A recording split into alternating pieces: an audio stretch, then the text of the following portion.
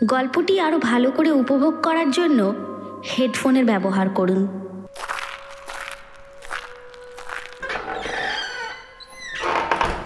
ভূতের গল্প না, সত্যি।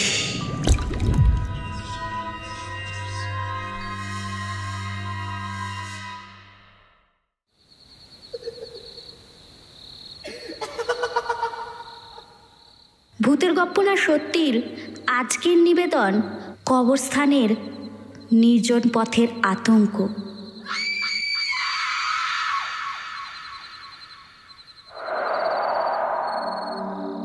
নরেন একজন ক্যাব চালক। সকাল থেকে সে একটা দোকানে কাজ করত এবং রাতে সে ক্যাব চালাতো। বাড়িতে তার অসুস্থ বাবা, মা এবং ছোট একটি বোন ছিল। তাদের সকলের দায়িত্ব নরেনের কাঁধে। তাই নরেনকে টাকা উপার্জনের জন্য এত পরিশ্রম করতে হতো। নরেন প্রতিদিন রাত 10টা নাগাদ গাড়ি নিয়ে বেরোতো এবং ভোর 3টে-4টে নাগাদ বাড়ি ফিরত। তারপর কিছুক্ষণ বিশ্রাম করে আবার দুপুর 11টা-12টা নাগাদ চলে যেত দোকানে। একদিন দোকান বন্ধ করতে রাত 11টা বেজে যায় এবং গাড়ি নিয়ে বেরোতে বেরোতে তার রাত 12টা বেজে যায়।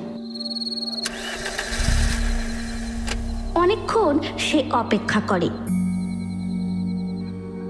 কিন্তু আজ তার কোনো বুকিংই আসে না।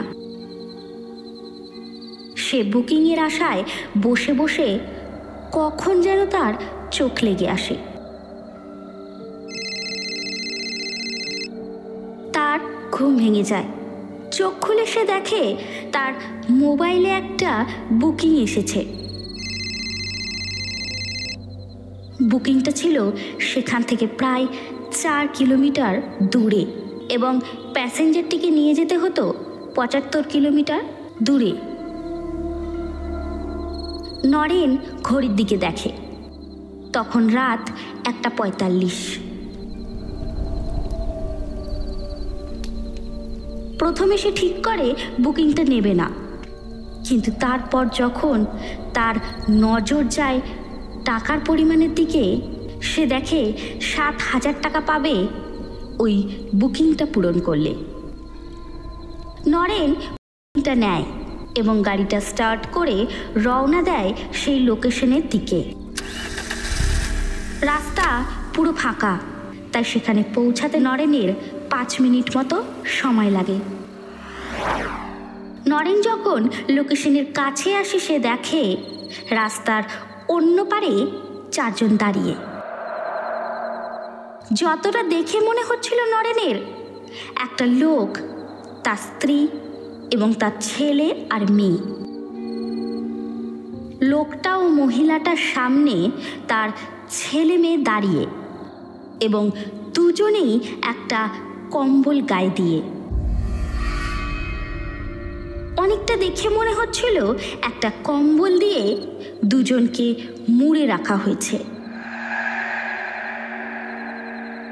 নরেন যখন রাস্তার এপারে ছিল, তখন গাড়ির জানলা দিয়ে ডান দিকে মুখ ঘুরিয়ে এইসব দেখছিল, কারণ তারা রাস্তার ওপারে ছিল। নরেনের চোখ বাচ্চা দুটোর দিকেই বারবার যায়, কারণ রাস্তার ওপার থেকে তাদের কাছে এসে গাড়ি দাঁড় করানো পর্যন্ত লোকটা এবং মহিলাটা নরেনের গাড়ির দিকে নর্মালভাবেই দেখছিল, কিন্তু বাচ্চা দুটো স্ট্যাচু হয়েছিল। কেবল তাদের মাথা এবং চোখ দুটো ঘুরছিল এবং অদ্ভুতভাবে দুটো বাচ্চাই একইভাবে এবং একসাথে সেইভাবেই দেখছিল নরেনকে।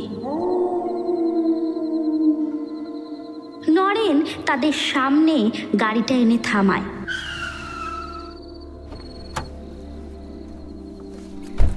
লোকটা এবং বাচ্চা দুটো গাড়ির পিছনের সিটে বসে।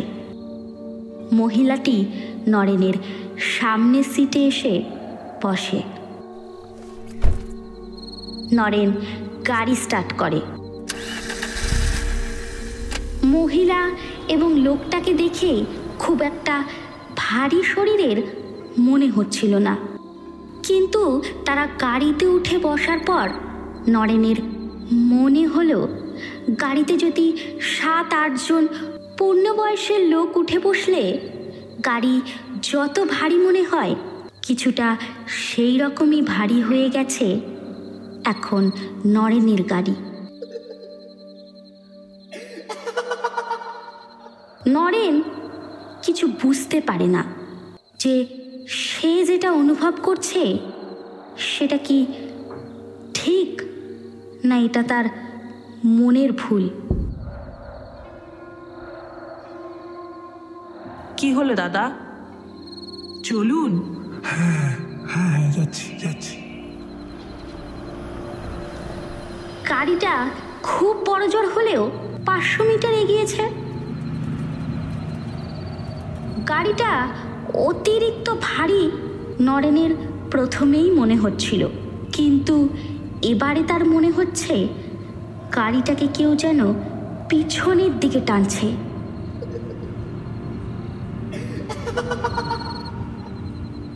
নরেন গাড়ির পিকআপ বাড়ায় এবং গাড়ি আস্তে আস্তে এগোতে থাকে।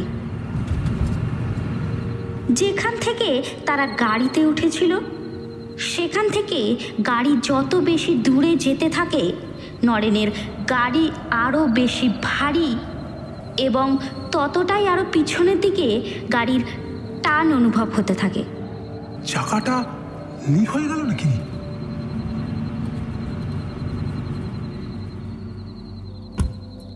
সে গাড়ি থামায় এবং গাড়ি থেকে নেমে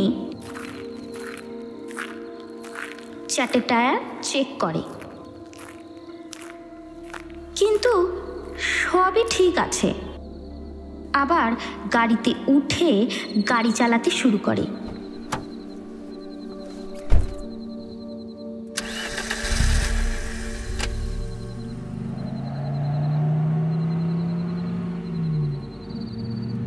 এতক্ষণ যে রাস্তা দিয়ে তারা আসছিল সেটা ফাঁকা হলেও রাস্তায় লাইট জ্বলছিল, কিন্তু সামনের রাস্তাটা পুরো অন্ধকার। ল্যাম্পপোস্ট আছে কিন্তু সেইগুলোতে লাইট জ্বলছিল না, এবং সামনের একটা বোর্ড দেখে নরেনের একটু ভয় লাগে, কারণ বোর্ডে লেখা ছিল সামনে কবরস্থান।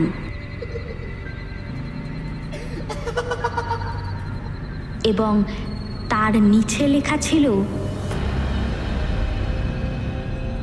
রাতে এই রাস্তা দিয়ে যাওয়া নিষেধ। নরেন একবার রাস্তার সামনে দেখে পাশে বসে থাকা ওই মহিলাটির দিকে দেখে, একবার লুকিং গ্লাসের সাহায্যে পিছনে বসে থাকা ওই বাচ্চা দুটো আর লোকটার দিকেও দেখে। লোকটা এবং মহিলাটা নিজের মতন ছিল, কিন্তু বাচ্চা দুটো এদিক ওদিক ঘাড় ঘুরিয়ে দেখছিল। কিন্তু যখন নরেন ওদের দিকে তাকায়, ওরা প্রতিবারই সেটা বুঝে যায় এবং দুটো বাচ্চাই একসাথে নরেনের দিকে তাকায়। নরেন আবার ভয়ে চোখ ঘুরিয়ে নেয়।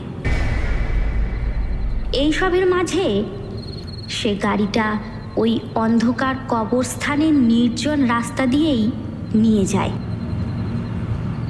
ডান দিকে সেই কবরস্থানের পাঁচিলের ওপর দিয়ে বাঁশ গাছগুলো রাস্তার ওপার দিয়ে রাস্তার এপারে এসে পড়েছে।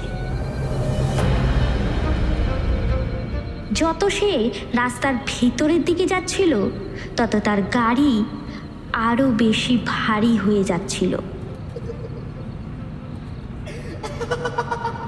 বাচ্চা দুটোর চোখ আস্তে আস্তে লাল হয়ে যাচ্ছিল। নরেন সেটা লক্ষ্য করে। নরেনের পাশে বসে থাকা মহিলাটির একটি কথায় নরেনের হাত পা কাঁপতে শুরু করে। মহিলাটি পিছনের দিকে তাকিয়ে লোকটিকে বলে, এসে গেছে, ও এসে গেছে।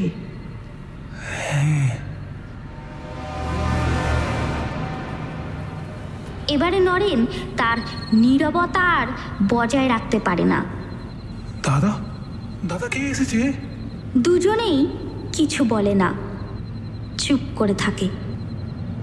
নরেন বারবার জিজ্ঞাসা করা সত্ত্বেও যখন তারা কেউ কিছু বলে না, তখন সে ওই অন্ধকার কবরস্থানের নির্জন রাস্তাতেই গাড়ি দাঁড় করিয়ে দেয়। লোকটা এবং মহিলাটা নরেনকে বারবার বলে যে এখান থেকে বেরিয়ে যাবার জন্য, কিন্তু নরেন আসল কারণটা না জানা পর্যন্ত এখান থেকে বেরোতে চায় না। হঠাৎ জোরে একটা শব্দ। সকলে চুপ। সকলে গাড়ির পিছনের দিকে তাকায়। সেখানে কবরস্থানের একটা গেট খোলা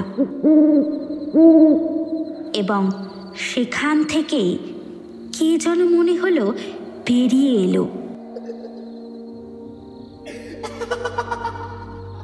গাড়ির পিছনের লাইটে খুব একটা বোঝা না গেলেও এটা বোঝা যাচ্ছিল যে সেটা কেউ সাধারণ মানুষ নয়। বেশ লম্বা এবং তার বড় বড় পা ফেলে সে নরেনের গাড়ির দিকেই এগিয়ে আসছে। তাকে দেখে মহিলাটি নরেনকে বলে, আরে তাড়াতাড়ি চলুন এখান থেকে, আমি সব বলছি আপনাকে। নরেন গাড়ির বাইরে দাঁড়িয়েছিল। তাড়াহুড়ো করে গাড়ির ভেতরে ঢোকে।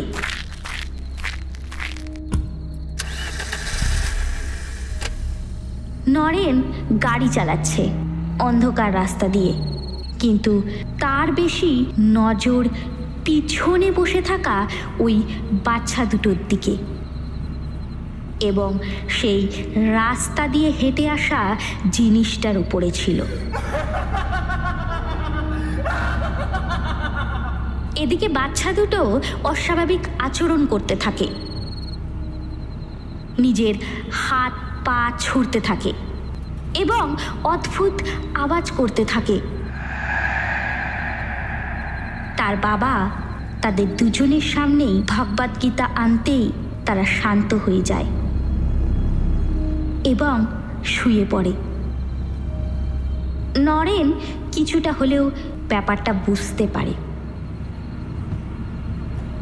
অনেকক্ষণ গাড়ি চালানোর পর যখন নরেন সেই কবরস্থানের রাস্তা দিয়ে বেরিয়ে আসে এবং আরও কিছুক্ষণ গাড়ি চালানোর পর নরেন তাদের গন্তব্যস্থানে পৌঁছে যায়।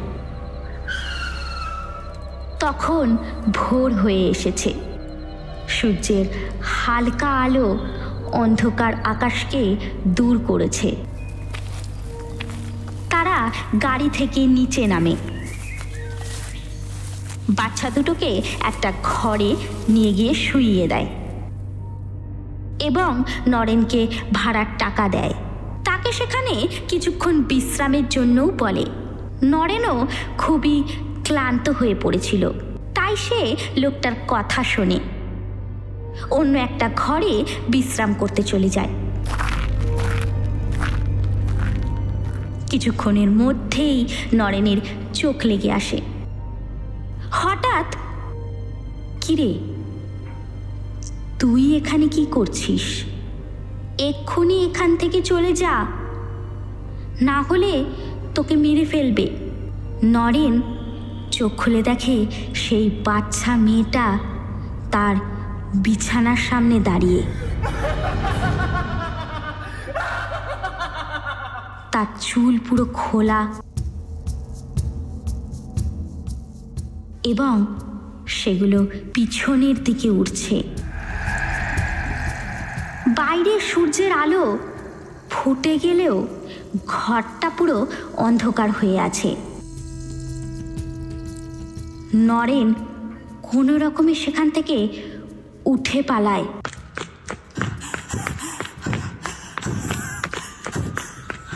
এবং গাড়ি নিয়ে একেবারে সে তার বাড়ি চলে আসে।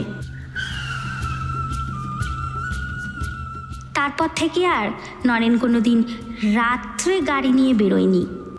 আসলে ওই বাচ্চা দুটোর মধ্যে একটার আত্মার ছায়া ছিল। সেটার থেকে মুক্তির জন্যই এত রাতে তার বাবা মা এখানে তাদেরকে এনেছিল কোনো অনুষ্ঠানের জন্য।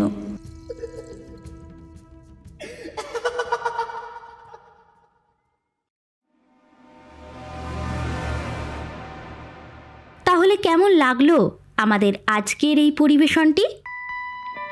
পছন্দ হলে অবশ্যই লাইক করো, আর যারা যারা এখনও আমাদের চ্যানেলটি সাবস্ক্রাইব করোনি তারা অবশ্যই সাবস্ক্রাইব করো। আর হ্যাঁ, গল্পটি বন্ধুদের সাথে শেয়ার করতে কিন্তু ভুলো না।